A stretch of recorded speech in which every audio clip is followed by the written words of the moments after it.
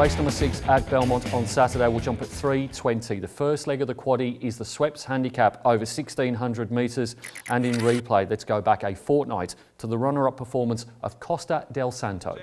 Into the straight though, they balanced up, 350 to go, and next stop the Moon led clearly. Two in front, here comes Serenity Bay though, starting to gobble it up very quickly, and as they come to the 175, Serenity Bay reaches the lead. Costa del Santo's finishing full of running down the outside. Serenity Bay though kicks away. Costa del Santo on the outside runs to second from next stop the Moon, but it's a great first up win. Costa del Santo is racing really well for Jackie Panizza, as either won or placed second in each of his last 4 starts. He won 2 starts ago, beating Tolman by a narrow margin, and then tried to back it up in the same grade and was just beaten by Serenity Bay, as we saw in the replay race. That was over the 1,400 metres, steps back up to the 1,600 metres, and I think is the one to beat here. Improver is likely to be number 5, Sublime Image, for Adam Durant and William Pike. Pikey takes over from Jade McNaught, who rode her first up behind Serenity Bay. Now there's 2 and a bit lengths to make up on Costa del Santo from that race. There is going to be some improvement from Pikey. She's 2 from 2 over the course and distance, but I'm not sure that she deserves to be the price she's going to be in the market. Number 8 is No Apology, who backs up following his 3rd placing in what was a high rating race 7 days ago. That was behind Power of St George, who went to another level and proved a lot of people, including myself, quite wrong with that performance. And then number 7, Porfirio, is really struggling to turn the tables on Costa del Santo, I would think, but he's racing very consistently.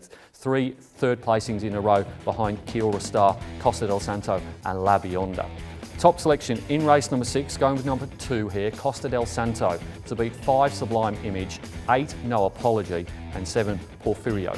Race number 7 at Belmont on Saturday will jump at 3:50. It's the Amelia Park handicap over 1,000 metres. In replay, we're going to go to the trial track at Belmont and the trial of Essential Spice. Home and in front, Wine Night. Second on the outside is Forgotten Jewel. 3.5 further back to Put a Spell on You. And on the inside, second last, is There's a Thought. Essential Spice trying to wind up out wider, but Wine Night doing it well. Still a length in front, or just under on the outside, Brad Parnham with his mount, Forgotten Jewel, but in front and doing it well, Wine Night. Second is Forgotten Jewel. Wine Night beats Forgotten. Essential Spice was out the back in that trial, handled with kid gloves by William Pike, but did finish off quite well under minimal pressure behind Wine Night, who's come out and made that trial look pretty good. She's proven on rain-affected ground as well. She's won 3 of her 7 runs on soft tracks and 3 second placings.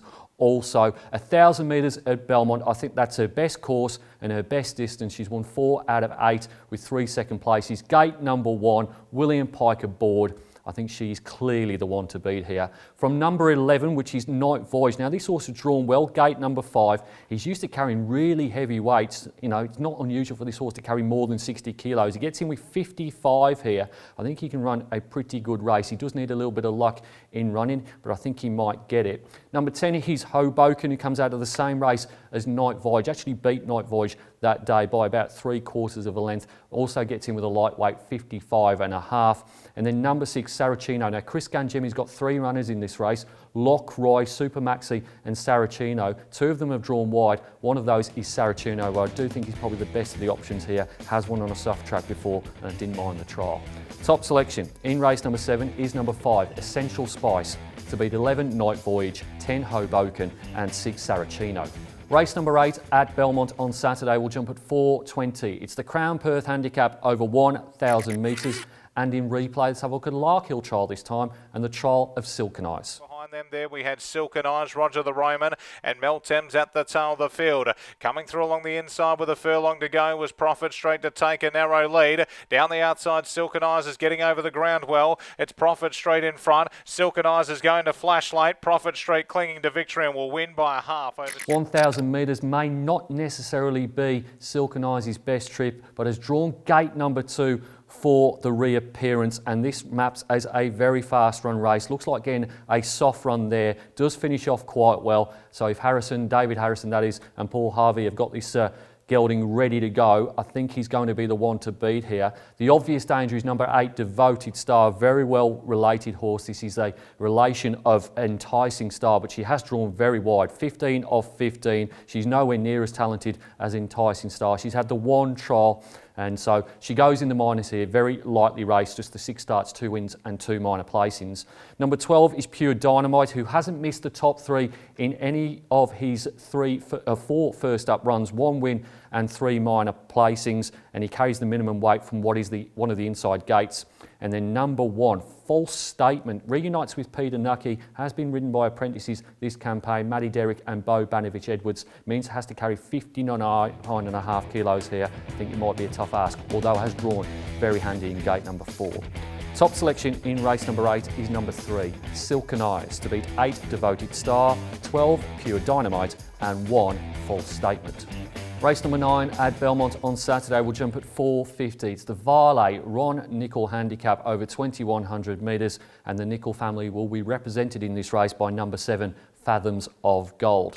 In replay, we're going to take a look at number 5, and that's Bow Count at Belmont last start. However, at the 350, a length and a half to finger mark. Fura keeps coming down the outside. So does Power of St George, and now Pro Consent. It's starting to run on well. Power of St George, Pro Consent. They've come together. 100 from home. Pro Consent, Power of St George. Power of St George on the inside. Got his head back in front from Pro Consent. Power of St George. Power of St George. Easily the toughest race on the card is race number 9. I'm going to go with Bow Count here. He likes soft tracks. He's 3 from 11 on soft going. I think he's working towards his 7th success. He definitely prefers Belmont to Ascot, which is a little bit strange for a horse that races on the speed. He handles that wet ground and he knows how to win off a 7-day turnaround. His last 2 wins have been off the quick backup. I thought he was all right last week, and stepping up to 2100 metres is a go. Number 14, La Beyonder, is another soft track specialist. She's won 4 of her 9 on that surface. It was a really strong win last time out, albeit in weaker grade over the course and distance.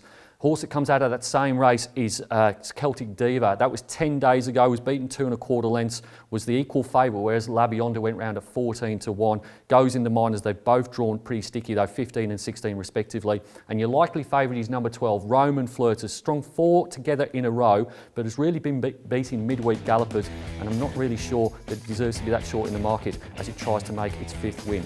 Top selection in race number 9 is number 5, Bow Count, to beat 14 La Beyonder, 13 Celtic Diva and 12 Roman Flirt. It's now time to nominate my best bets on the Belmont card. Going for a bit of value here in race number 3, Position of Power, to beat the likely favourite in Zephyr Queen. And then in race number 7, number 5, Essential Spice, first up for Pierce Racing and William Pike. It's easy to stay up to date with everything that's happening at Perth Racing. You can log onto our website or you can follow us on one of our social media channels. Until next time, bye for now.